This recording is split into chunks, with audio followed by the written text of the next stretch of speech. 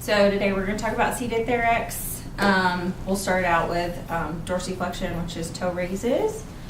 And that's basically where you just have the patient bring toes up, just like that.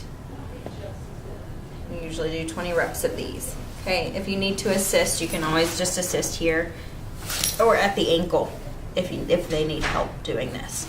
Okay, the next one is plantar flexion or heel raises, and this is where you're just going to have them pump heels up there, and you can always again assist as needed on those.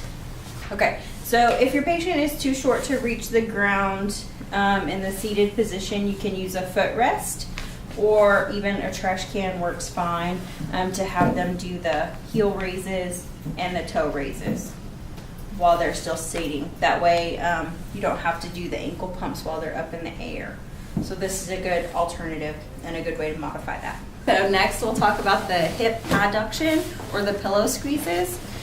So what you'll do is you can double a pillow from the bed and have them squeeze in, and you want them to hold it as long as they can, usually 5 to 10 seconds, and then release.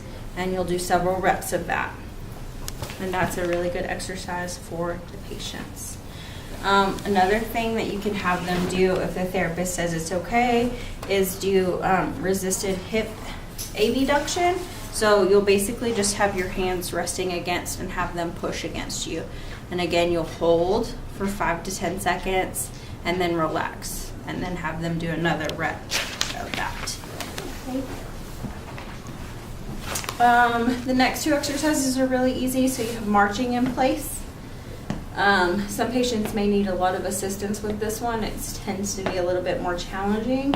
So if you need to, you can always help at the foot and at the hip and just try and get as much range as you can with the marching. And have them do as much as they can so they can really get some strength exercise in.